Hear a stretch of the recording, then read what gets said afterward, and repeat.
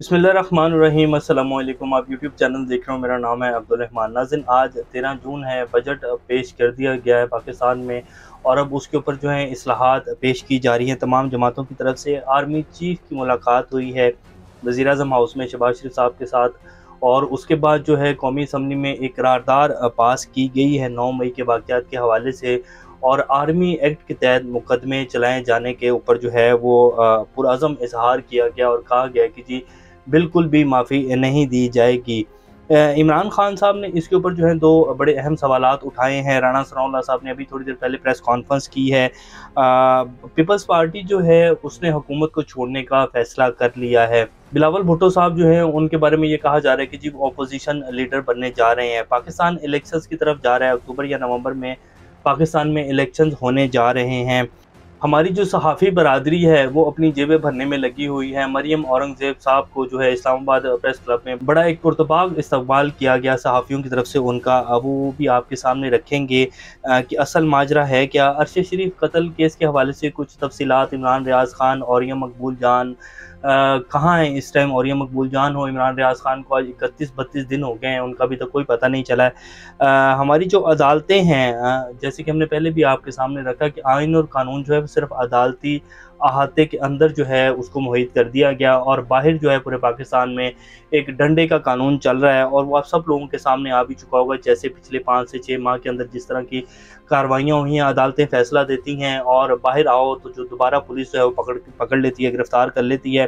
परवेज़ इलाही साहब को भी आज जो है वो उनकी तबीयत काफ़ी नासाज़ है और आज उनकी तरफ से भी एक बयान आया है, वो भी आपके सामने रखेंगे।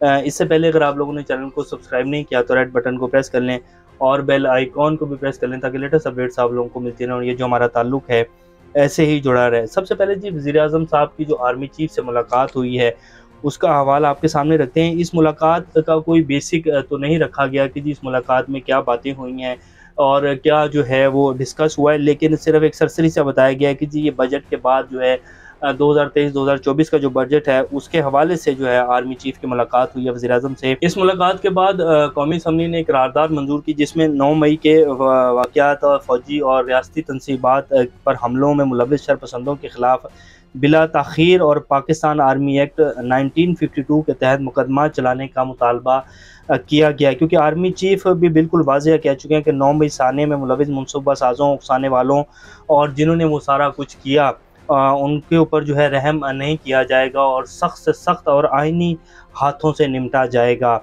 अब इमरान खान साहब ने जो इसके ऊपर सवालात उठाए हैं वो आपके सामने रखते हैं और फिर बाद में आपके सामने ये भी रखेंगे कि क्या इमरान खान के ऊपर भी जो है वो आर्मी एक्ट के तहत मुकदमा चलाया जाएगा या ये सिर्फ हुकूमत और पीडीएम जो है ये सिर्फ एक बयानिया बना रहे हैं इलेक्शन में जाने के लिए, कुछ वोट और कुछ आवाम की हमायत हासिल करना चाह रहे हैं। क्योंकि अभी जो बजट दिया है वो भी इसी तरह का ही था। गवर्नमेंट मुलाजमीन को भरपूर तरीके से जो है उनको रिलीफ दिया गया, पाकिस्तानी अवाम का तो भुड़कस निकाल दिया है। लेकिन ये बजट की मिसाल बिल्कुल ऐसे ही है कि अवाम का घर छीन कर जो है आपसे आपका घर छीन लिया जाए और आपको टेंट के ऊपर रहने पे मजबूर कर दिया जाए। इस बजट की बेसिकली सूरत हाल ऐसी है और गवर्नमेंट मुलाजमीन की तनख्वाहों में इजाफा कर दिया है, लेकिन महंगाई की जो सूरत हाल है वो आप सब लोगों के सामने, बिजली के रेट मज़ीद बढ़ा दिए हैं और रूस से जो जहाज़ तेल लेकर आया उसके ऊपर ढोल बजाए जा रहे हैं और उसको तारीखी जो है वो दिन के तौर पर मनाया जाएगा। वज़ीर-ए-आज़म साहब की तरफ से ये कहा गया।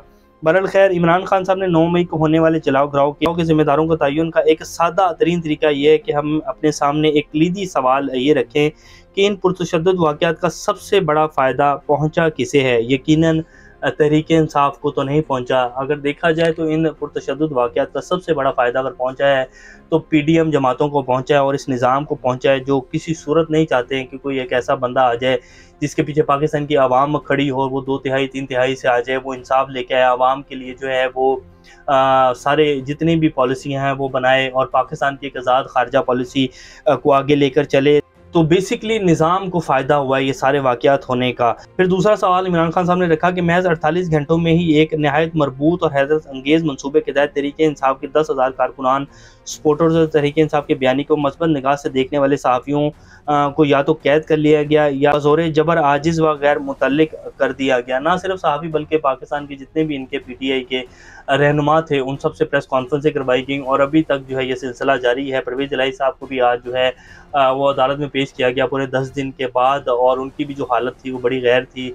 एक तो उनकी एज इतनी ज़्यादा है, फिर वो कह रहे हैं कि जी वहाँ कोई सहूलत नहीं दी गई, मेरे पाँव जो हैं वो सूजे हुए हैं।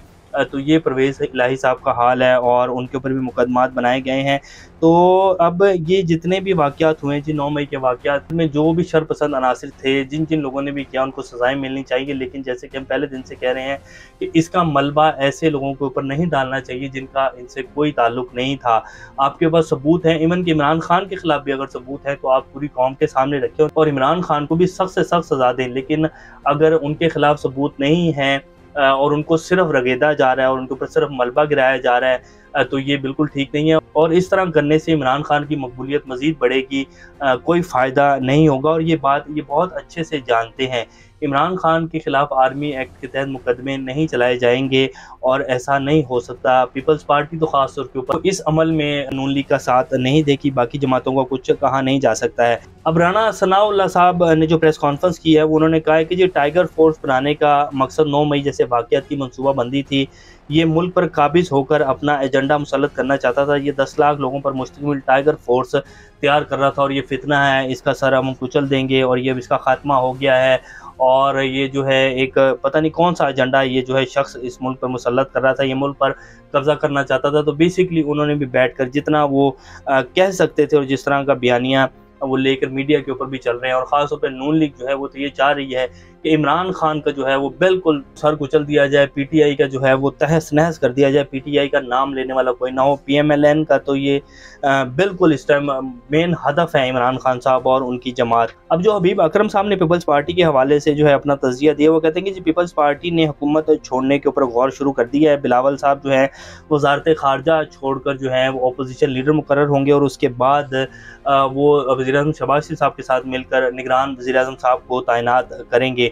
निगरान वज़ीर-ए-आज़म साहब के हवाले से भी नाम कुछ आ रहे हैं और मोहसिन बेग साहब का नाम आ रहा है जो कि सहाफ़ी भी रह चुके हैं और इमरान खान साहब के दौर में उन्होंने FIA के एहलकार के ऊपर जो है वो स्ट्रेट फायर भी किया था, उसको ज़ख्मी भी किया था जब उनके घर के ऊपर छापा मारा गया FIA की तरफ से।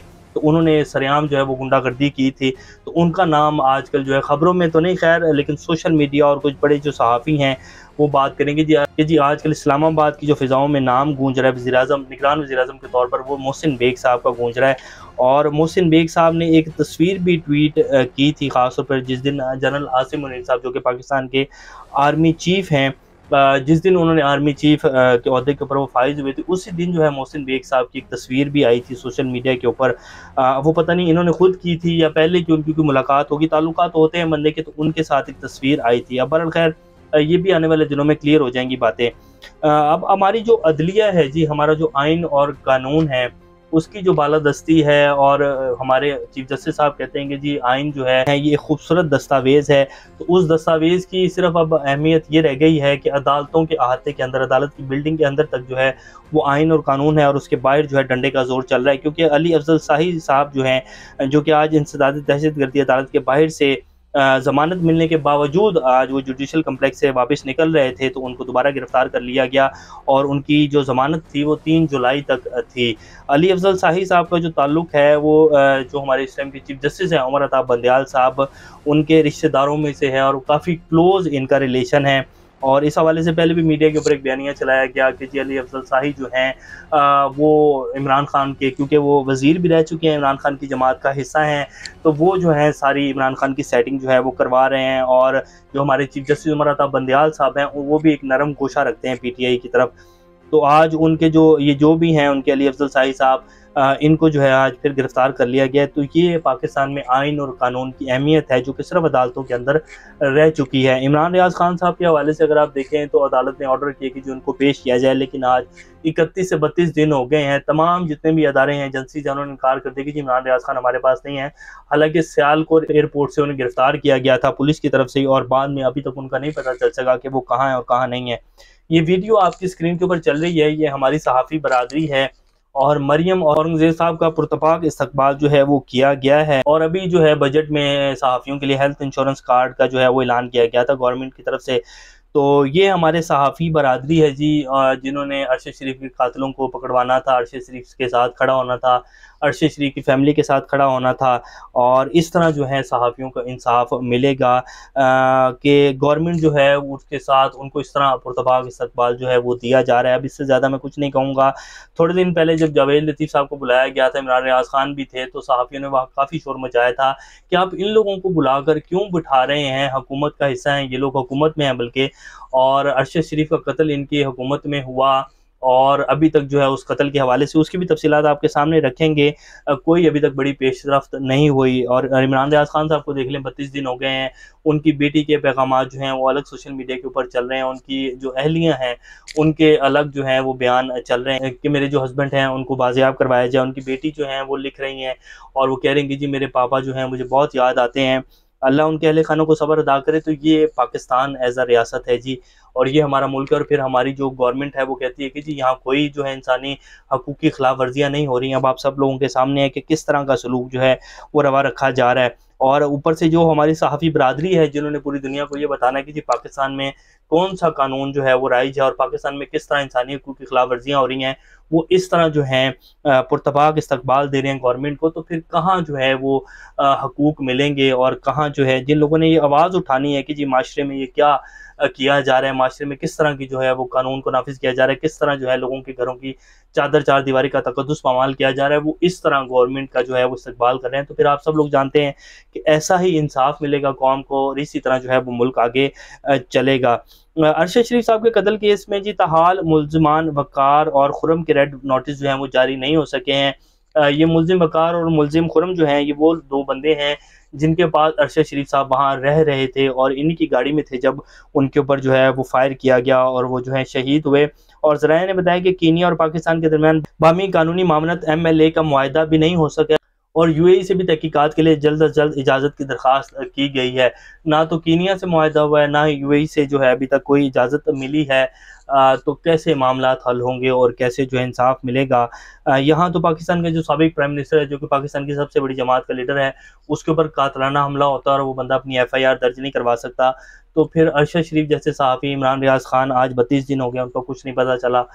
इसी तरह और ये मकबूल जान साहब जो हैं उनको मुल्क छोड़ने के ऊपर मजबूर कर दिया, वो इस टाइम पाकिस्तान में नहीं है। मोहित पीरज़ादा, साबिर शाकिर और इस तरह के और बड़े बड़े नाम, शाहीन सहबाई साहब जो कि पाकिस्तान के बड़े सीनियर सहाफ़ियों में आते हैं, जिनकी मैं कम अज़ कम गारंटी दे सकता हूँ कि उन्होंने आज तक कभी अपने अल्फाज जो हैं वो नहीं बेचे होंगे, अपने ज़मीर का सौदा नहीं किया होगा। तो उनके ऊपर भी मुकदमात जो हैं वो काट दिए गए हैं और गद्दार करार दिया जा रहा है।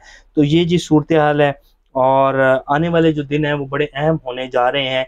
इंशाल्लाह पाकिस्तान इस सब से निकलेगा। अल्लाह पाकिस्तान का हमें नासर। अभी तक के लिए अपना चैनल का ख्याल रखिएगा। अल्लाह हाफ़िज़।